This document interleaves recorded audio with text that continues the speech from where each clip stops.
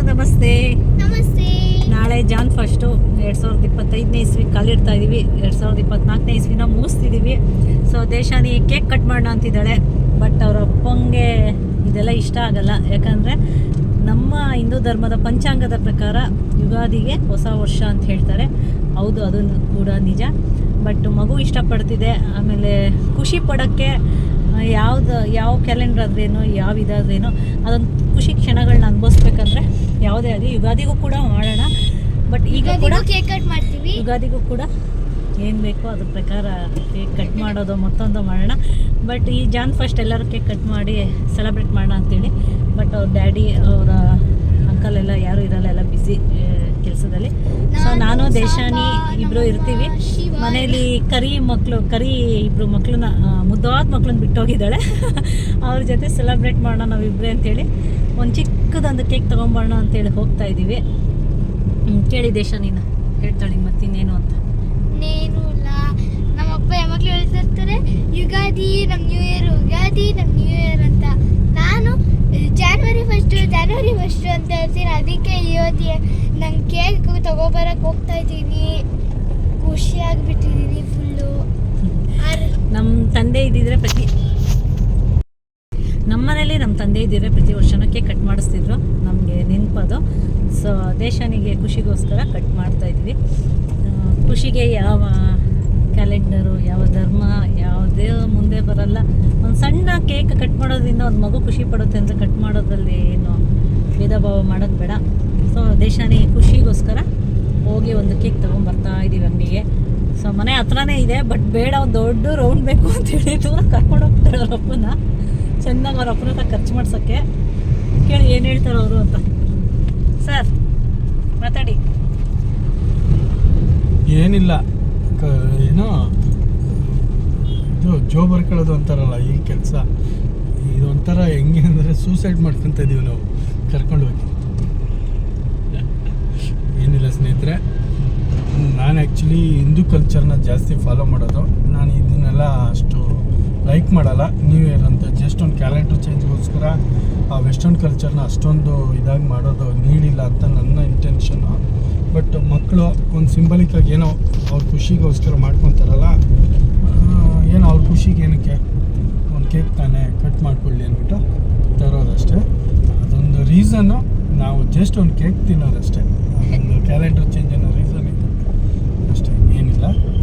ಮಕ್ಕಳು ಖುಷಿಗಿಂತ ಇನ್ನೇನಿರಲ್ಲ ಅಷ್ಟೇ. ಎಲ್ಲರೂ ಖುಷಿಯಾಗಿ ತುಂಬ ಕೇರ್ಫುಲ್ಲಾಗಿ ಇದು ಮಾಡಿ, ಯಾವುದೇ ರೀತಿ ಡೇಂಜರ್ ಮಾಡ್ಕೊಂಬಿಡಿ. ಈ ಪಾರ್ಟಿ ಮಾಡೋವಂಥವ್ರು ದಯವಿಟ್ಟು ಎಲ್ಲರೂ ಒಂದು ಕಡೆ ಇದ್ದು ಪಾರ್ಟಿ ಮಾಡಿ, ಡ್ರಿಂಕ್ ಮಾಡಿ ಡ್ರೈವ್ ಮಾಡೋ ಸಾಹಸ ಮಾಡಲಿಕ್ಕೆ ಹೋಗ್ಬೇಡಿ. ಸುಮ್ಮನೆ ನಿಮ್ಮಿಂದ ಇನ್ನೊಬ್ರಿಗೂ ತೊಂದರೆ ಬೇಡ, ನಿಮಗೂ ತೊಂದರೆ ಬೇಡ. ಯಾಕೆಂದರೆ ನಿಮ್ಮ ನಂಬ್ಕೊಂಡು ನಿಮ್ಮ ಫ್ಯಾಮಿಲಿ ಇರುತ್ತೆ, ನಿಮ್ಮಿಂದ ತೊಂದರೆ ಆಗೋರ ಫ್ಯಾಮಿಲಿನೂ ಕೂಡ ಅವ್ರು ನಂಬ್ಕೊಂಡಿರುತ್ತೆ. ಸೊ ಎಲ್ಲರೂ ಖುಷಿಯಾಗಿ ಎಂಜಾಯ್ ಮಾಡಿ. ಯಾವುದೇ ರೀತಿ ಇನ್ನೊಬ್ರಿಗೆ ತೊಂದರೆ ಆಗೋದು ಬೇಡ, ಪರಿಸರ ಹಾನಿನೂ ಆಗೋದು ಬೇಡ. ಖುಷಿಯಾಗಿರಿ ಅಷ್ಟೇ. 2024 ಹೋಗಿ 2025 ಬರ್ತಿದೆ. ಎಲ್ಲರ ಲೈಫಲ್ಲಿ ಹೊಸ ಬೆಳಕು ಬರಲಿ, ಹೊಸದೊಂದು ಕನಸುಗಳು ನನಸಾಗಲಿ ಅಂತ ಹೇಳ್ತೀನಿ. ಏನೆಲ್ಲ ಕಷ್ಟ ಏನೆಲ್ಲ ನೋವುಗಳಿದೋ ಎಲ್ಲವನ್ನು ಈ ವರ್ಷದಲ್ಲಿ ಬಿಟ್ಟು ಮುಂದೆ ಅದು ಹೆಚ್ಚು ಕನಸುಗಳು ನನಸಾಗಲಿ. ಖುಷಿಯಾಗಿರಿ. ಎಲ್ಲರಿಗೂ ಕಷ್ಟವೆಲ್ಲ ಕಡಿಮೆ ಆಗಲಿ, ಸುಖ ಹೆಚ್ಚಾಗಲಿ, ಸಿಹಿ ಹೆಚ್ಚಾಗಿ ಬರಲಿ ಅಂತ ಹೇಳಲಿಕ್ಕೆ ಇಷ್ಟಪಡ್ತೀನಿ. ನಾವು ಎಲ್ಲರೂ ಇವರು ಹೇಳ್ದಂಗೆ ಸ್ವಲ್ಪ ಹುಷಾರಾಗಿರಿ. ಡ್ರಿಂಕ್ಸ್ ಮಾಡಿ ಎಲ್ಲ ಡ್ರೈವ್ ಮಾಡೋಕ್ಕೆ ಹೋಗಬೇಡಿ. ಆದಷ್ಟು ಒಂದು ಕಡೆ ಕೂತು ಸೇಫಾಗಿ ನೀವು ಏನು ಎಂಜಾಯ್ಮೆಂಟ್ ಮಾಡ್ಕೊತೀರೋ ಮಾಡ್ಕೊಳ್ಳಿ ಅಂತ ಹೇಳ್ತೀನಿ. ಮತ್ತು ನಾಳೆಗೆ ನಮ್ಮ ಅರ್ತ್ ಕೂಡ 2024 ರೌಂಡ್ಸ್ ಹೊಡೆದಿದೆ ಅಲ್ಲ. ದೇಶಾನಿ ಹೇಳ್ತಾ ಇದ್ದಾಳೆ ಏನೋ ಪಾಪ ಅವಳು ಓದಿರೋದನ್ನ. ನಾನು ಹೇಳೋದು ಒಂದೇ, ನಮ್ಮ ದೇಶದಲ್ಲಿ ಎಲ್ಲ ಧರ್ಮಗಳ ಸಮ್ಮಿಲನ ಆಗಿರೋದ್ರಿಂದ, ಎಲ್ಲ ಧರ್ಮಗಳು ಒಂದಾಗಿ ನಾವು ಬದುಕ್ತಿರೋದ್ರಿಂದ, ಸೊ ಆ ಧರ್ಮ ಬೇಡ, ನಾನು ಈ ಧರ್ಮ ಮಾತ್ರ ನಂದು, ಆ ಧರ್ಮ ನಂದಲ್ಲ ಅನ್ನೋದು ಮನುಷ್ಯತ್ವ ಧರ್ಮ ಅಲ್ಲ. ಸೊ ಮಾನವೀಯ ಧರ್ಮ ಒಂದೇ. ಮನುಷ್ಯರೆಲ್ಲರೂ ಒಂದೇ ಧರ್ಮ. ಸೊ ಎಲ್ಲವನ್ನು ಒಳ್ಳೆಯದನ್ನು ಬೇರೆ ಧರ್ಮದಲ್ಲಿದ್ದರೆ ತಗೊಳ್ಳೋಣ, ಕೆಟ್ಟದನ್ನು ನಮ್ಮ ಧರ್ಮದಲ್ಲಿದ್ದರೂ ಬಿಡೋಣ. ಎಲ್ಲ ಧರ್ಮ ಹೇಳೋದು ಒಂದೇ. ಎಲ್ಲ ಧರ್ಮಗಳು ಒಳ್ಳೆತನ ಒಂದೇ ಹೇಳ್ಕೊಡೋದು, ಒಳ್ಳೆ ದಾರಿ ಹೇಳ್ಕೊಡುತ್ತೆ. ಬಟ್ ಮಾಡ್ತಕ್ಕಂಥ ಕಲ್ಚರು, ಮಾಡ್ತಕ್ಕಂಥ ಸಂಸ್ಕಾರ ಪದ್ಧತಿಗಳು ಬೇರೆ ಬೇರೆ ಇದ್ದರೂ ಅದರ ಕೊನೆ ಹಾದಿ ಒಂದು ಗುರಿ ಬಂದು ಒಂದೇ ಆಗಿರುತ್ತೆ. ಅದು ಒಳ್ಳೆಯತನ, ಪ್ರೀತಿ, ವಿಶ್ವಾಸ, ಕೆಟ್ಟತನ ಮಾಡಬಾರ್ದು. ಇದನ್ನೇ ಎಲ್ಲ ಧರ್ಮಗಳು ಹೇಳ್ಕೊಡೋದು.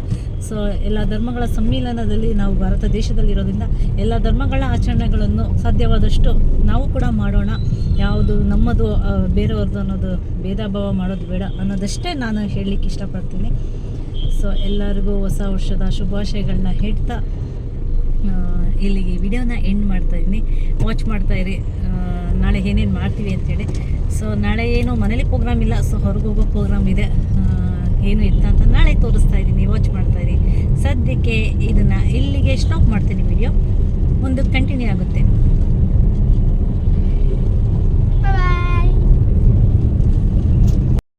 ನೋಡಿ ತೊಗೊಂಡ್ವಿ, ಒಂದು ಚಿಕ್ಕದು ಸ್ಮಾಲ್ ಕೇಕ್ ತೊಗೊಂಡ್ವಿ, ಜೊತೆಗೆ ಏನೋ ತಿಂಡಿಗಳು ಮತ್ತೊಂದಿಷ್ಟು ತೊಗೊಂಡ್ವಿ. ಒಂದಕ್ಕೆ ಅಂತ ಬಂದು ಒಂದು 5-6 ತೊಗೊತೀವಿ, ಅದಕ್ಕೆ ಅವ್ರ ಕೋಪ ಬರೋದು ಯಾವಾಗಲೂ.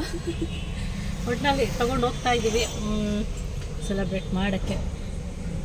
ನೋಡಿ ಸೆಲೆಬ್ರೇಟ್ ಸಿಂಪಲ್ಲು, ಯಾರೂ ಇಲ್ಲ, ನಾವಿಬ್ಬರೇ ಆಲ್ಮೋಸ್ಟ್. ಅಷ್ಟರಲ್ಲಿ ಡ್ಯೂಟಿ ಮುಗಿಸ್ಕೊಂಡು ಬಂದರೆ ಬರ್ತಾರೋ ಇಲ್ವೋ ಗೊತ್ತಿಲ್ಲ, ಬರಲ್ಲ ಅಂತ ಹೇಳಿದರೆ ಬಂದರೆ ಜಾಯ್ನ್ ಆಗ್ತಾರೆ. ಇಲ್ಲ ನಾನು ದೇಶನ ಇಷ್ಟಕ್ಕೆ ಕಟ್ ಮಾಡ್ತೀನಿ. ಶೀಬಾ ಸಾಂಬ ಕರಿ ಮಕ್ಕಳು ಒಂದು ಅಂದರೆ ಒಂದು ಟಾಯ್ ಇದೆ, ಅದ್ರ ಜೊತೆ ಕರಿ ಮಕ್ಕಳಿಬ್ಬರು ಇದ್ದಾರೆ, ತುಂಬ ಚೆನ್ನಾಗಿದ್ದಾರೆ. ಅವರು ನಮ್ಮ ಜೊತೆ ಸೇರ್ಕೊಂಡು ಅಷ್ಟೇ ಸಿಂಪಲ್ಲಾಗಿ ನಾವು ಅವ್ರಿಗೆ ಸ್ವಲ್ಪ ಹಾಕ್ಬಿಡ್ತೀವಿ, ಅವ್ರಿಗೂ ಕೊಡ್ತೀವಿ ಕೇಕ್. ನೆಕ್ಸ್ಟ್ ಅಲ್ವಾ ದೇಶಾನಿ? ಸರಿ, ಏನೋ ದೇಶಾನಿ ಖುಷಿಯಾಗಿದ್ರೆ ಅಷ್ಟೇ ಸಾಕು ನಮಗೆ, ಅಲ್ಲಮ್ಮ? ದೇಶಾನಿ ಖುಷಿನಾ? ಹಾಂ, ಖುಷಿ. ಸರಿ, ಅರೆ ಎಲ್ಲರೂ ಕೂಡ ಸೇರ್ಕೊಂಡು ಸೆಲೆಬ್ರೇಟ್ ಮಾಡೋಕ್ಕಾಗಲ್ಲ. ಎಲ್ಲರೂ ಕೂಡ ಸೇರ್ಕೊಂಡು ಆಗಲ್ಲ, ಎಲ್ಲ ಡ್ಯೂಟಿಗೆ ಹೋಗಿರ್ತಾರೆ. ಅಕಸ್ಮಾತ್ ಬೇಗ ಬಂದರೆ ಎಲ್ಲರೂ ಸೇರ್ಕೊಂಡು ಮಾಡೋಣ. ಓಕೆ, ನೋಡ್ತಾ ಇರಿ ಸ್ನೇಹಿತರೆ. ನನಗೆ ಊರಿನ ನೆನಪಾಯಿತು. ಏನಂದರೆ ಒಂದು ಸ್ಪೆಷಲ್ ತಿಂಗು ನಮ್ಮೂರದೇ ಕಾಯಿ ಸಿಕ್ತು. ಆ ಕಾಯಿ ಹೆಸರು ಕಡಲೆ ಸೊಪ್ಪು ಅಂತೇಳಿ. ನೋಡಿ, ಇದು ನಿಮಗೆ ಎಳೆಯಾಗಿರ್ಬೇಕು ಈ ಥರ. ಇದು ತುಂಬ ಏನು ಒಣಗಿಬಿಟ್ರೆ ನಿಮಗೆ ಈ ತೊಗರಿ ಕಾಳು ಬರುತ್ತಲ್ಲ, ಆ ಥರ ನಿಮಗೆ ಅದು ಫೀಲ್ ಆಗುತ್ತೆ. ಈ ಥರ ಇದು ಬರೋದು ನೋಡಿ, ಗಿಡಗಳ ಥರನೇ ಬರುತ್ತೆ. ನಿಮಗೆ ಬೇರೆ ಸಹಿತ ಕಿತ್ಕೊಂಡ್ಬರ್ತಾರೆ ರೈತರು. ನಾವು ಊರಲ್ಲಿದ್ದಾಗಿದ್ದನ್ನ ನಮ್ಮ ಅಕ್ಕಪಕ್ಕ ಜಮೀನವರು ಸ್ನೇಹಿತರುಗಳೆಲ್ಲ ಹಾಕೋರು. ಇದರಲ್ಲಿ ಸೇಮ್ ಅವರೇ ಕೈಲಿ ಬರುತ್ತಲ್ಲ ಹುಳ, ಆ ಥರ ಹುಳ ಬರುತ್ತೆ. ಸ್ವಲ್ಪ ಯಾರಾದರೂ ಇದನ್ನು ಬಳಸಿದ್ರೆ, ಹೊಸ್ದಾಗಿ ಬಳಸುವಂಥವ್ರು ಮಕ್ಳುಗಳಿಗೆ ಕೊಡುವಾಗ ದಯವಿಟ್ಟು ಬಿಡಿಸ್ಕೊಡಿ ಇದನ್ನು. ಈ ಥರ ಕಾಯಿಗಳು ಬರುತ್ತೆ. ಇದ್ರ ಮೇಲಿರೋ ಪದರ ಸಿಪ್ಪೆನ ತೆಗೆದು ಸಿಪ್ಪೆ ಪದರನ ತೆಗೆದು ಒಳಗಡೆ ಬೀಜ ಇರುತ್ತೆ, ತುಂಬ ಟೇಸ್ಟು. ಮತ್ತು ಇದು ಹೆಲ್ದಿ ಕೂಡ, ತಂಪು ಅಂತಾರೆ ಇದನ್ನು. ದಯವಿಟ್ಟು ಯಾರು ಈ ಥರ ಸಿಕ್ಕಿದ್ರೆ ರೋಡ್ ಮಧ್ಯದಲ್ಲೆಲ್ಲಾದರೂ ತಗೊಳ್ಳಿ. ಕಡಲೆ ಸೊಪ್ಪು ಅಂತ ನೋಡಿ. ತಿನ್ನೋದಾ? ಹಾಂ, ಅದು ಹಂಗೆ ತಿನ್ನೋದು. ಚೆನ್ನಾಗಿದೆಯಾ? ನೋಡಿ, ಇದು ಸಿಗ್ತಿದೆ. ಈ ಥರ ನಾನು ಜಾಸ್ತಿ ತಿಂದಿಲ್ಲ. ಇದು ನೋಡ್ಲಿಕ್ಕೆ ಇದು ಊರಲ್ಲಿ ತಿಂದಿದ್ದೀನಿ. ನೋಡ್ಲಿಕ್ಕೆ ಇಟ್ಸ್ ಲುಕ್ ತೊಗರಿ ಬೇಳೆ. ನಿಮಗೆ ತೊಗರಿಕಾಯಿ ತೊಗರಿ ಬೇಳೆ ಎಲ್ಲ ಮಾಡ್ತಾರಲ್ಲ, ಕಡಲೆಕಾಳು ಬುಗ್ರಿ ಕಾಳು ಅಂತೀವಲ್ಲ, ಆ ಶೇಪಲ್ಲೇ ಇದೆ. ಆ ಶೇಪಲ್ಲ, ಇದರಲ್ಲೇ ಕಡಲೆ ಬರೋದು. ಇದೇನೆ ನಿಮಗೆ ಈ ಒಣಗಿ ಅಂಗಡಿಗಳಲ್ಲಿ ಸಿಗುತ್ತಲ್ಲ, ಇದೇ ಕಾಯಿಯಿಂದನೇ ಬರುವಂಥದ್ದು. ಇದು ಹಸಿಲ್ ತಿಂದಾಗ ತುಂಬ ಟೇಸ್ಟ್ ಇರುತ್ತೆ, ತುಂಬ ಹೆಲ್ತಿ ಕೂಡ. ನಿಮಗೆ ಏನಂದರೆ ಈ ಮೊಳಕೆ ಕಾಳು ತಿಂತೀವಲ್ಲ, ಅದಕ್ಕೆ ಈಕ್ವಲೆಂಟ್ ಪವರ್ ಇದು. ಇದರಿಂದ ತಂಪಿರುತ್ತೆ ಬಾಡಿ, ಮತ್ತು ನಿಮ್ಗೆ ಏನಂದರೆ ಪ್ರೋಟೀನ್ ನಿಮಗೆ ಜಾಸ್ತಿ ಸಿಗುತ್ತೆ. ಯಾರೆಲ್ಲ ಪ್ರೋಟೀನು ಈ ಜಿಮ್ಗೆ ಹೋಗೋರು ಇಂಥವರೆಲ್ಲ ಇರ್ತಿರಲ್ಲ, ಈ ಥರದ್ದು ನ್ಯಾಚುರಲ್ ಏನಾದ್ರು ಸಿಕ್ಕಿದ್ರೆ ದಯವಿಟ್ಟು ಟ್ರೈ ಮಾಡಿ, ತೊಗೊಳ್ಳಿ, ತಿನ್ನಿ. ನನಗೆ ಊರಿನ ನೆನಪಾಯಿತು. ಅವ್ನು ಕೇಳಿದೆ, ಇದು ನಮ್ಮೂರ ಕಡೆ ಸಿಗುತ್ತಪ್ಪ ಅಂದರೆ, ಸರ್ ಅಲ್ಲಿಂದನೇ ತಂದಿರೋದು. ಬಂದ್ವಿ, ಆ ಜಾಗದಲ್ಲಿ ಮಾಡ್ತಾ ಇದ್ದಾರೆ ಒಬ್ಬರು ತಾತ. ಇದೆಲ್ಲ ಸಿಗೋದು ರೇರು, ಸಿಕ್ತಾಗ ಬಿಡಬೇಡಿ, ತಿನ್ನಿ ಅಂತ ಹೇಳ್ತೀನಿ. ಸ್ನೇಹಿತರ ಜೊತೆಗೆ ನಾನು ಮತ್ತೊಂದು ಮೆಸೇಜ್ ಕೊಡ್ಬೇಕು ನಿಮಗೆ ಇದ್ರ ಮುಖಾಂತರ. ನಾವು ಶೋರೂಮ್ಗಳು ಮತ್ತು ಮತ್ತೊಂದೆಲ್ಲ ಹೋಗ್ತೀವಿ, MRP ಅಥವಾ ಏನೋ ಒಂದು ಲೇಬಲ್ ಹಾಕಿರ್ತಾರೆ ರೇಟ್ದು ಅಮೌಂಟ್ದು. ನಾವು ಅಲ್ಲೇನು ಮಾಡ್ತೀವಿ, ಒಂದು ಮಾತಾಡೋಲ್ಲ, ಡಿಸ್ಕೌಂಟ್ ಇಲ್ವಾ ಅದು ಇದು ಏನೂ ಕೇಳೋದಿಲ್ಲ. ಬಟ್ ಈ ಥರ ಪದಾರ್ಥಗಳನ್ನ ರೈತರು ಎಲ್ಲೋ ತಂದಿರ್ತಾರೆ ಅಥವಾ ಬೆಳೆದಿರೋರು ತಂದಿರ್ತಾರೋ ಏನೋ, ಅವ್ರ ಹತ್ರ ಬಂದ್ಬಿಟ್ಟು ಚೌಕಾಸಿ ಮಾಡ್ತೀವಿ. ಯಾಕೆ ಇದಕ್ಕೆ 50, ಯಾಕೆ ಇದಕ್ಕೆ 20, 10 ರೂಪಾಯಿಗೆ ಬರುತ್ತೆ ಅಂತ. ದಯವಿಟ್ಟು ಆ ಥರ ಏನಾದ್ರು ಇದ್ದರೆ ದಯವಿಟ್ಟು ಮಾಡಿಬಿಡಿ. ಅವರು ಮಾಡೋದು ಕೇವಲ ಒಂದು ಹೊತ್ತು ಊಟಕ್ಕೋಸ್ಕರ. ಸಾಧ್ಯ ಆದರೆ ಇನ್ನೂ ಒಂದು 5 ರೂಪಾಯಿ ಹೆಚ್ಚಾಗಿ ಕೊಡಿ. ಅಟ್ಲೀಸ್ಟ್ ಅವ್ರು ಹೇಳೋ ಬೆಲೆಗೆ ಒಂದು ನ್ಯಾಯವಾದ ಬೆಲೆ ಏನಿರುತ್ತೆ ಆ ಬೆಲೆಗೆ ನೀವು ಕೊಟ್ಟು ಅದನ್ನು ತಗೊಳ್ಳಿ. ನಿಮ್ಮಿಂದ ಅವ್ರಿಗೆ ಒಂದು ಹೊತ್ತು ಊಟಕ್ಕೆ ಅನುಕೂಲ ಆಗುತ್ತೆ. ಅಂಥವ್ರ ಹತ್ರ ಹೆಚ್ಚು ವ್ಯಾಪಾರ ಮಾಡಿ. ಇವತ್ತು ಮಾಲು ಈ ದೊಡ್ಡ ದೊಡ್ಡ ಶಾಪಿಂಗ್ ಮಾಲ್ಸ್ಗಳೆಲ್ಲ ಬಂದು ಈ ಚಿಲ್ಲರೆ ವ್ಯಾಪಾರಿಗಳ ಜೀವನ ತುಂಬಾ ಡೋಲಾಯಮಾನ ಆಗಿದೆ. ದಯವಿಟ್ಟು ಆದಷ್ಟು ಈ ಲೋಕಲ್ ಬೈಯರ್ಸ್ ಹತ್ರ, ಅಂದರೆ ನಮ್ಮ ಅಕ್ಕಪಕ್ಕ, ನೀವೇನು ಇಲ್ಲಿ ಬಂದು ತೊಗೊಳ್ಳಿ ಅಲ್ಲಿ ಬಂದು ತೊಗೊಳ್ಳಿ ಅಂತ ಹೇಳೋ ಅಡ್ವರ್ಟೈಸ್ ಮಾಡೋಲ್ಲ. ನಿಮ್ಮ ಮನೆ ಅಕ್ಕಪಕ್ಕ ನಿಮ್ಮ ಅಣ್ಣ ತಮ್ಮದಿರೋ, ನಿಮ್ಮ ಸಂಬಂಧಿಕರುಗಳು ಅಥವಾ ನಿಮ್ಮ ಜನಗಳೇ ಇರ್ತಾರೆ, ಒಂದೇ ಊರಿನವರು ವ್ಯಾಪಾರ ಮಾಡ್ತಾ, ಅವ್ರಗಳ ಹತ್ರನೇ ಪರ್ಚೇಸ್ ಮಾಡಿ. ನೀವು ಕೊಡೋ ದುಡ್ಡು ಇನ್ನೊಂದು ಮನೆ ನಿಮ್ಮ ಅಕ್ಕಪಕ್ಕದವ್ರಿಗೆ ಉಳ್ಕೊಳ್ಳಿ, ಅವರು ಅದರಿಂದ ಜೀವನ ಮಾಡಿಕೊಳ್ಳಿ. ಇಷ್ಟೇ ನಾನು ಹೇಳೋಕ್ಕೆ ಇಷ್ಟಪಡೋದು. ಲೋಕಲ್ ಮಾರ್ಕೆಟ್ನ ಬೆಳೆಸಿ ನಮ್ಮವ್ರನ್ನ ನಾವು ಚೆನ್ನಾಗಿಡೋಣ. ನಮ್ಮ ದುಡ್ಡು ನಮ್ಮವ್ರಗಳ ಹತ್ರನೇ ಇರಲಿ. ಯಾಕೆ ಯಾವುದೋ ಫಾರಿನ್ ಕಂಪ್ನಿಗಳಿಗೆ ನಿಮ್ಮ ದುಡ್ಡನ್ನ ಕಳಿಸ್ತೀರಾ? ಇದು ಒಂದು ಕಾನ್ಸೆಪ್ಟ್ ಇಟ್ಕೊಳ್ಳಿ. ನೀವು ಏನೇ ವ್ಯಾಪಾರ ಮಾಡಿ, ಅಟ್ಲೀಸ್ಟ್ ಈಗ ನೀವು ಒಂದು 5,000 ರೂಪಾಯಿ ಒಂದು ತಿಂಗಳಲ್ಲಿ ನೀವು ಖರ್ಚು ಮಾಡ್ತೀರಿ ಅಂದರೆ ಮ್ಯಾಕ್ಸಿಮಮ್ ಎಷ್ಟು ಸಾಧ್ಯ ಅಷ್ಟು ನಮ್ಮವ್ರಗಳ ಹತ್ರ ಅದನ್ನು ವ್ಯಾಪಾರ ಮಾಡೋಕ್ಕೆ ಟ್ರೈ ಮಾಡಿ. ಅದರಲ್ಲಿ ನೀವು ಕನಿಷ್ಠ 2,000 ನಮ್ಮವ್ರ ಹತ್ರ ತೊಗೊಂಡ್ರು ಕೂಡ 2,000 ರೂಪಾಯಿ ನಮ್ಮ ಅವ್ರಗಳಲ್ಲೇ ಉಳಿಯುತ್ತೆ. ಇದರಿಂದ ಅವರು ವ್ಯಾಪಾರಕ್ಕೋಸ್ಕರ ನಮ್ಮವ್ರ ಹತ್ರನೇ ಈ ಥರ ವ್ಯಾಪಾರ ಮಾಡಿ. ಇದರಿಂದ ಎಷ್ಟೋ ಹಳ್ಳಿಗಳಿಂದ ಜನಗಳು ನೋಡ್ತಾ ಇದ್ದೀರಾ, ವಲಸೆ ಬರ್ತಾ ಇದ್ದಾರೆ ನಗರ ಪ್ರದೇಶಗಳಿಗೆ. ಕಾರಣ ಇಷ್ಟೇ, ಅವ್ರಿಗೆ ವ್ಯಾಪಾರ ಆಗಲಿ, ಸರಿಯಾಗಿ ಬೆಳೆಗಳು ಕೈಗೆ ಬರದೇ ಇರೋದಾಗಲಿ, ಸರಿಯಾದ ಬೆಲೆ ಸಿಗ್ತಾ ಇಲ್ಲ. ಸೊ ಈ ಥರದ್ದೆಲ್ಲ ಆಗ್ತಾ ಇರೋದು ಇದೇ ಸಮಸ್ಯೆಯಿಂದ. ದಯವಿಟ್ಟು ನೇರವಾಗಿ ರೈತರಿಂದ ಏನು ತೊಗೊಳ್ತಿರಲ್ಲ ತೊಗೊಳ್ಳಿ. ನಿಮಗೂ ಒಳ್ಳೆ ಪದಾರ್ಥ ಸಿಗುತ್ತೆ, ಅವ್ರಿಗೂ ಒಂದು ಒಳ್ಳೆ ಹಣ ಸಿಗುತ್ತೆ. ಎಷ್ಟೋ ರೈತರುಗಳು ಮತ್ತೆ ಈ ಥರ ಒಂದು ಬಿಸ್ನೆಸ್ಸು ಜಾಸ್ತಿ ಆದಾಗ ಏನಾಗ್ತಾರೆ, ಊರುಗಳಲ್ಲೇ ಉಳಿತಾರೆ, ಬೆಳೆಗಳು ಜಾಸ್ತಿ ಬೆಳೀತಾರೆ. ಅವರು ಕೂಡ ಆಗ ಇನ್ನೂ ಕಡಿಮೆ ಬೆಲೆಗೆ ನಿಮಗೆ ಪದಾರ್ಥಗಳನ್ನ ಸರಬರಾಜು ಮಾಡ್ತಾರೆ ಸಾಧ್ಯ ಆದಷ್ಟು. ಇದನ್ನು ಒಂದು ಸ್ವಲ್ಪ ಗಮನಿಸಿ. ನೀವು ಮಾಲು ಅಂತ ಹೋಗುವಾಗ ಎಷ್ಟು ಸಾಧ್ಯ ಅಷ್ಟು ಮಾಲಿಂದ ಅವಾಯ್ಡ್ ಮಾಡಿ ರೈತರ ಹತ್ರ ಸಿಗುವಂಥದ್ದನ್ನ ಆದಷ್ಟು ರೈತರಿಂದನೇ ತಗೊಳ್ಳಿ ಅಂತ ಹೇಳ್ತೀನಿ. ನೇರವಾದ ಮಾರ್ಕೆಟ್ ಇರುತ್ತೆ, ನಿಮಗೂ ಫ್ರೆಶ್ ಐಟಮ್ ಸಿಗುತ್ತೆ. ಇಷ್ಟೇ. ಇದೆಷ್ಟು ಫ್ರೆಶ್ ಆಗಿದೆ. ಇದನ್ನೇ ನಾವು ಹೋಗಿ ಒಂದು ಮಾಲಲ್ಲೋ ಮತ್ತೊಂದು ಕಡೆನೋ ಮಾರ್ಕೆಟಲ್ಲೋ ನಾವು ತಗೊಂಡಾಗ ಮಧ್ಯವರ್ತಿಗಳು ಅಲ್ಲಿ ತುಂಬ ಜನ ಬರ್ತಾರೆ. ಒಂದು ದುಡ್ಡು ಕೂಡ ಜಾಸ್ತಿ ಆಗುತ್ತೆ, ಒಂದು ಫ್ರೆಶ್ ಆಗಿ ಸಿಗಲ್ಲ. ಒಂದು 4-5 ದಿನ, ಒಂದು 2-3 ದಿನ ಅಂತೂ ಹಾಗೆ ಆಗಿರುತ್ತೆ ನಮ್ಮ ಕೈಗೆ ಬರೋಷ್ಟಕ್ಕೆ. ಬಟ್ ಇದು ನೋಡಿ, ಆ ತಾತ ಏನು ರೈತಿಂದ ಡೈರೆಕ್ಟಾಗಿ ತೊಗೊಬಂದಿರೋವಂಥ ವ್ಯಕ್ತಿ ಅಷ್ಟೇ, ಬೆಳೆದಿರೋ ಅಂಥವ್ರಂತೆ ಅವರು. ಸೊ ನೋಡಿ ಎಷ್ಟು ಫ್ರೆಶ್ ಆಗಿದೆ, ಕಡಿಮೆಗೂ ಸಿಗುತ್ತೆ, ಜೊತೆಗೆ ಫ್ರೆಶ್ ಆಗಿರುತ್ತೆ, ಆರೋಗ್ಯ ಚೆನ್ನಾಗಿರುತ್ತೆ. ನಾವು ಸ್ಟೈಲಿಶಾಗಿ ಹೋಗಿ ಬೆಂಗಳೂರಲ್ಲಿರೋರು, ಸಿಟಿಲಿರೋರು ಅಂಥೇಳಿ ಮಾಲಲ್ಲಿ ಅವ್ರು ಏನು MRP ಹಾಕಿರ್ತಾರೋ ಇದಕ್ಕೆ, ಇದ್ರ ಮೇಲೆ ಒಂದು ಇದೇನು ನಾವು ರೇಟ್ ಕೊಟ್ಟಿದ್ದೀವಿ ಇದ್ರ ಮೇಲೆ 5ರಷ್ಟು ಅವ್ರು ಹಾಕಿ ತೊಗೊಂಡಿರ್ತಾರೆ. ದಳ್ಳಾಳಿಗಳ ಮಧ್ಯಸ್ಥಿಕೆಯಿಂದ ಆರೋಗ್ಯವಾದ ಫುಡ್ಡು ಸಿಗಲ್ಲ, ದುಡ್ಡು ಕೂಡ ವೇಸ್ಟು.